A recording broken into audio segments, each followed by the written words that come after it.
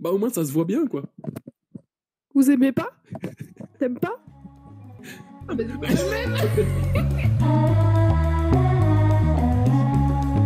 Bienvenue dans ce nouvel épisode de Papoton. Aujourd'hui, on se retrouve avec Lily. Comment ça va, Lily? Ça va bien et toi, merci. Un petit peu timide, mais t'inquiète pas. C'est un épisode où on va parler un peu des ouin-ouin, des pick-me, de toute cette catégorie de personnes. Voilà. Et ça va y aller. Les noms, ça va sortir. Les prénoms, les adresses, les noms de famille. Tout. Jusqu'à le groupe sanguin. Et c'est ok.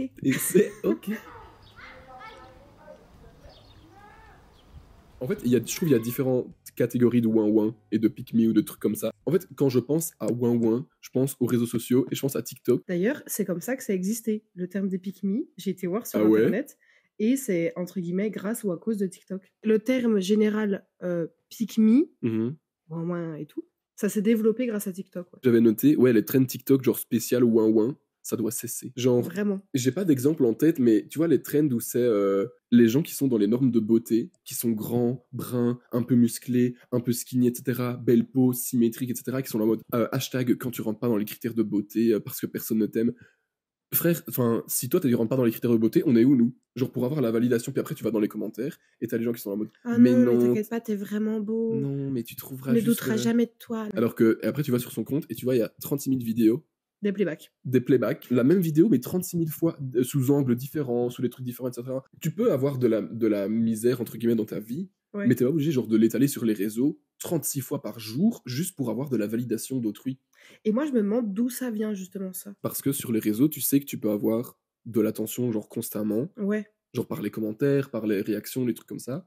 Et c'est des gens qui cherchent constamment, la validation. Et moi, c'est un truc aussi, un autre type de ouin-ouin. Moi, je le prends à cœur parce que j'ai eu de l'acné quand j'étais adolescent. Et c'est les ouin-ouin qui sont là en mode oh là là, j'ai vraiment beaucoup d'acné, je suis vraiment défiguré. T'as 3 boutons sur la joue. Oui. Je vais mettre une photo, genre de moi arrangé comme j'étais quand j'avais genre 14 ans.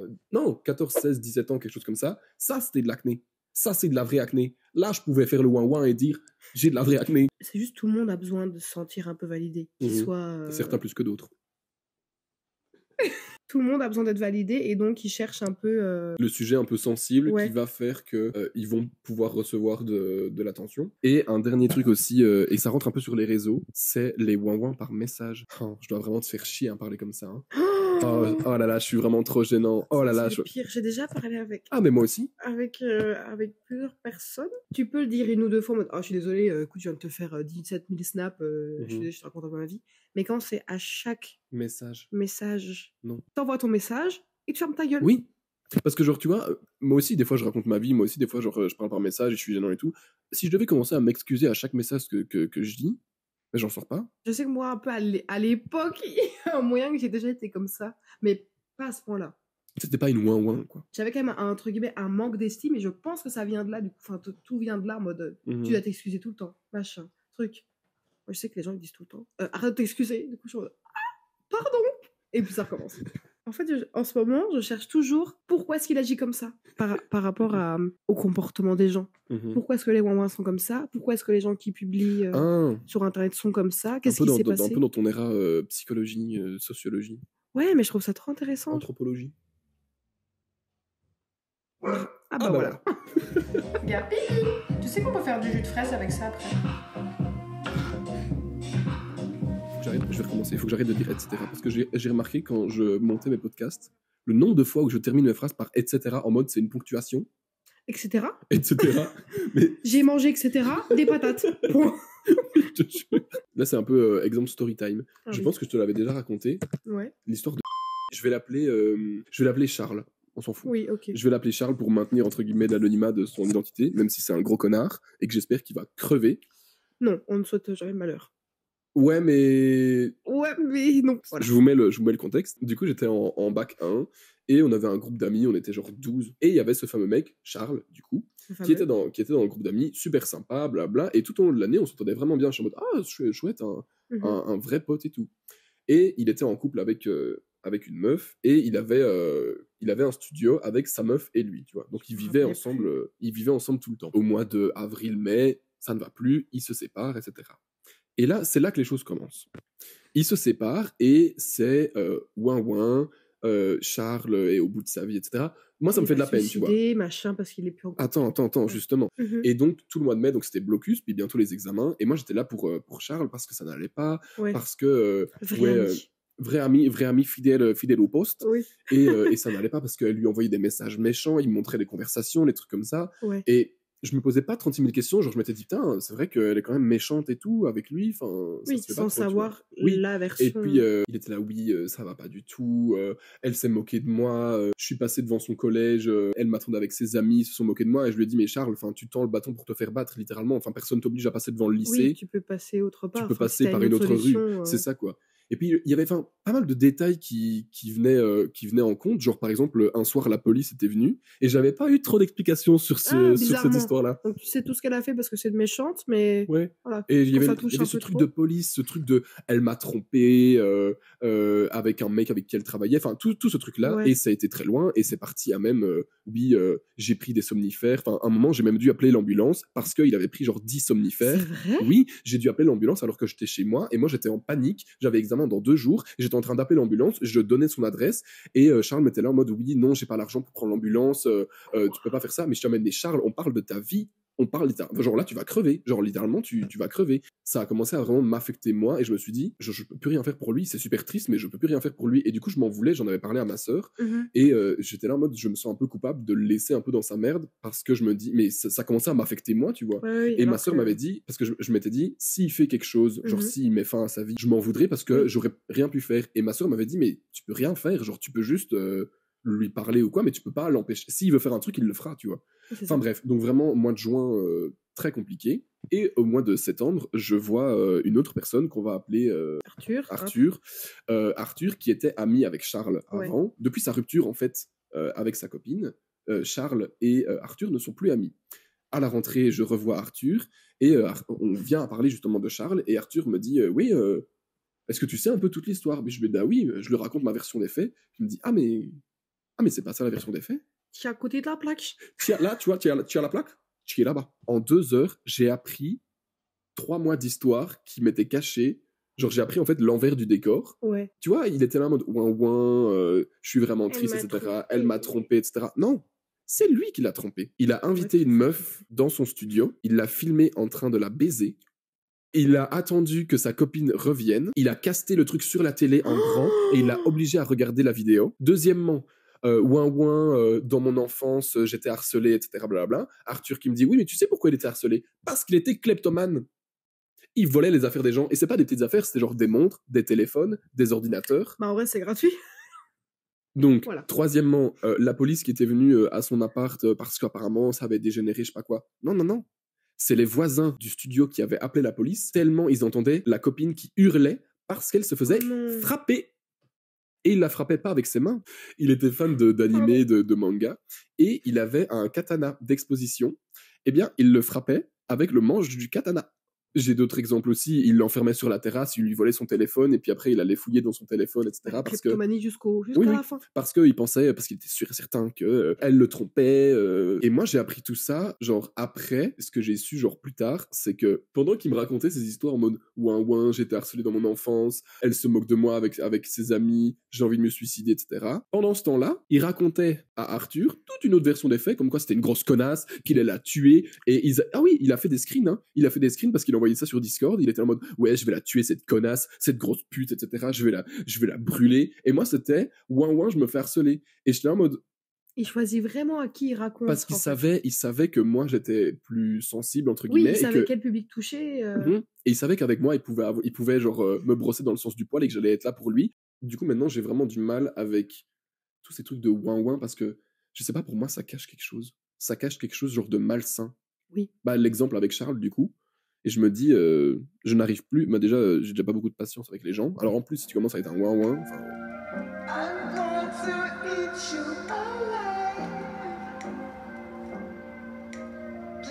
Je suis partie en Erasmus à Madrid. J'avais un coloc. On va l'appeler...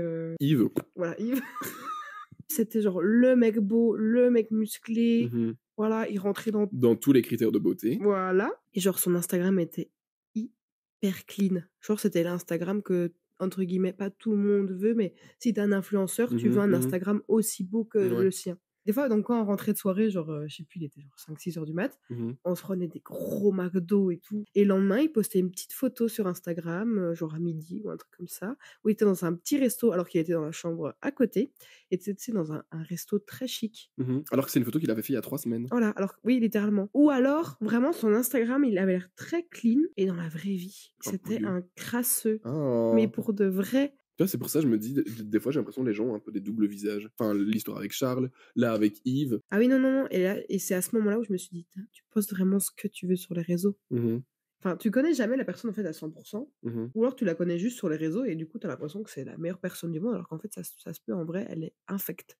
Comme, deuxième exemple, je suis partie en voyage au Sénégal et il y avait une fille dans le lot, un peu aussi Instagrammeuse, tu sais, du coin. Et il y a juste un jour où elle a eu un comportement genre mode le syndrome du sauveur blanc, en fait. Ouais, vraiment, genre du colon blanc. Et en gros, elle avait pris un ballon de foot et elle l'avait lancé par la fenêtre. Donc, on était dans un taxi. Elle avait lancé son ballon de foot par la fenêtre et puis elle avait filmé les petits-enfants qui venaient chercher le ballon.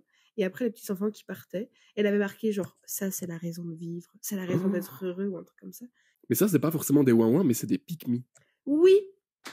Eh ben, on transitionne sur le sujet des pick-me. En plus, c'est bien parce que... Mais ça, c'est vraiment un comportement de pick-me, de white saviorisme, de... Oui, et je viens les sauver. Dans la rue, donc on a croisé un talibé. Et tu vois bien que le talibé lui demander de l'argent, et ce qui est totalement logique, il a besoin de manger, enfin, il fait ce qu'il veut avec l'argent. Et c'est pas, elle s'est dit, tiens, pour Instagram, c'est mon moment. Elle a pris le t-shirt, le maillot de foot, elle lui a mis, elle a fait la photo, hop, elle qui mettait le t-shirt, et c'est tout. Elle est partie. Pour elle, toi, ça part d'un bon fond, où elle se dit, j'aide les gens. J'aide les gens en leur donnant des maillots de foot. Ouais, et vraiment juste, moi j'ai de l'argent, je t'offre ce que moi j'ai. Alors en mode, moi j'ai ça, bah t'as ça et tu fermes ta gueule. Et encore, c'était pour Instagram. Et ça m'a trop fait mal au cœur, je me dis, le pauvre petit. Déjà, il demande même pas pour prendre des photos. Voilà, ça m'a choqué. Genre, ils les prennent comme ça. Ils les prennent comme ça. Sans autorisation. Oui, genre des fois, on allait balader dans le village, ils prenaient les gens en photo en mode... Mais ils ont pas demandé à être pris en photo. Est-ce que, genre, ici, tu ferais ça? Non. Mais c'est ça. Et après, pour mettre des photos Instagram, Pinterest ou je sais pas quoi. Je suis en mode, mais... Ah ouais.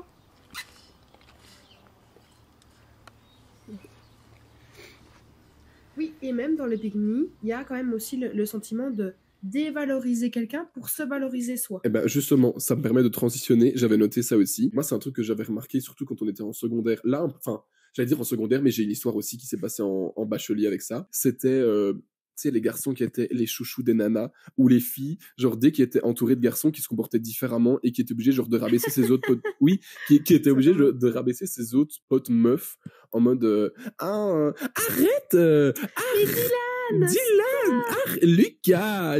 Moi, je préfère les meufs qui sont pas du tout maquillées comme moi. T'as vu Justine, elle est trop maquillée. Regarde, moi, je suis naturelle. Phobie. Oui. Phobie. Et j'ai un exemple avec ça. Comment on va l'appeler? On va changer encore de prénom. On va l'appeler Françoise. Françoise, ouais. En gros, Françoise, oui, c'était une meuf qui ne vivait que pour l'attention des gens. Elle a toujours été en couple toute sa vie parce qu'elle avait besoin d'avoir quelqu'un avec elle. Elle ne s'est jamais construite toute seule. Et du coup, les seules fois où elle était célibataire, elle avait besoin d'avoir l'attention d'autrui. Et genre, quand on était à l'école, quand on était dans la cour, c'était je vais parler aux garçons. Tu la refermes, tu prends ta grande bouche, tu la refermes comme ça. J'ai le nez bouché. Et ouais, le comportement différent en fonction d'avec qui tu es dans le groupe d'amis. Genre, si t'es avec certains amis, tu vas te comporter d'une certaine façon, et si t'es avec d'autres amis, tu vas te comporter d'une autre façon pour avoir leur validation parce que tu les connais pas encore trop. Oui. Et du coup, t'as besoin d'être validé par tout le monde. Ouais. Et du coup, tu deviens un peu une pick-me malgré toi. Oui, je sais pas si c'est considéré comme une pick-me, mais t'as quand même ce truc de... Je sais pas. Changer pour les autres. Ouais. Non, mais je veux dire, c'est pas un... C'est super subjectif. Parce que ça peut être... Il y a des choses qui peuvent être ouin-ouin pour moi et que toi, tu vas dire, bah, c'est ouin-ouin. Mais toi, je veux dire, du coup, tout le sujet tourne autour juste, en fait, d'un manque de confiance en soi, d'une certaine pression sociale. Quand je m'étais dit qu'on allait tourner sur les ouin-ouin, je pensais que ça allait être grave drôle, qu'on allait grave en mode... les ouin-ouin et tout. Au final, nous voilà-t-il pas en train de parler en mode psychologie, sociologie, anthropologie de la personne. Et je pense qu'on est entre guillemets obligé de passer par ce type de conversation pour aller plus loin et pour que aussi ce soit concret ce qu'on apporte aux gens. Ouais. Pas juste qu'on soit en mode hater et que ce soit super drôle. Oui, c'est vrai. On aurait juste pu cracher sur les gens. Oui, mais moi je me sens pas à l'aise de... En fait, moi non plus. Genre, tu vois, tu te dis, est-ce que t'es légitime de critiquer des gens qui... Oui, parce qu'en fait, on peut être ouin aussi, là. Oui, c'est ça. Là, les trucs de Papoton, ils vont se dire, ils font des épisodes de Papoton, Florian qui devient youtubeur juste pour avoir de l'attention, etc. Oui, ça se trouve, ça va être exactement la même chose. Et là, je me dis... Alors, le revers de la médaille. Voilà. En fait, tout le monde a un peu ce besoin de validation. Il y en a certains qui en ont besoin plus que d'autres. Ouais. D'où la création des ouin-ouin, des pick-me, etc. Parce qu'en soi, on est tous un peu ouin-ouin et pick-me en nous. On a tous un peu cette petite part de ouin-ouin, mais on le pose pas forcément sur les réseaux et on fait pas 36 000 TikTok sur ça. On se prend pas en photo en train de faire des bonnes actions et des trucs comme ça juste pour avoir l'attention d'autrui, tu vois. Oui. Il y a différents degrés, en fait. On a raconté l'histoire. Si tu te sens concerné, ma belle, eh ben, sens-toi concerné, tu sais. Ça, c'est le mot de la fin? Est-ce que... Non. Ah, ok. Oh putain, je vais crever avant la fin du podcast. Et ça, c'était le mot de la fin, les amis. Bref. Bah, Lily, est-ce que tu as un mot? 1, 2, 3. Lily. Est-ce que t'as un mot? Pourquoi c'est moi qui dois dire un mot de fin? Parce que c'est l'invité qui dit le mot de fin. Ah, mince. 1, 2, 3. Est-ce que tu as un mot de la fin? Oui ou non? Un mot de la fin. Non? Ah bah voilà. Merci d'avoir regardé cet épisode. 1, 2, 3. Lily, est-ce que tu as un mot de la fin?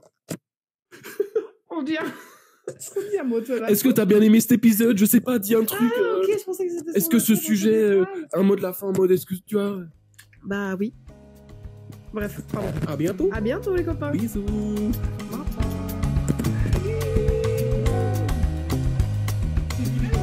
C'est fini. Finito.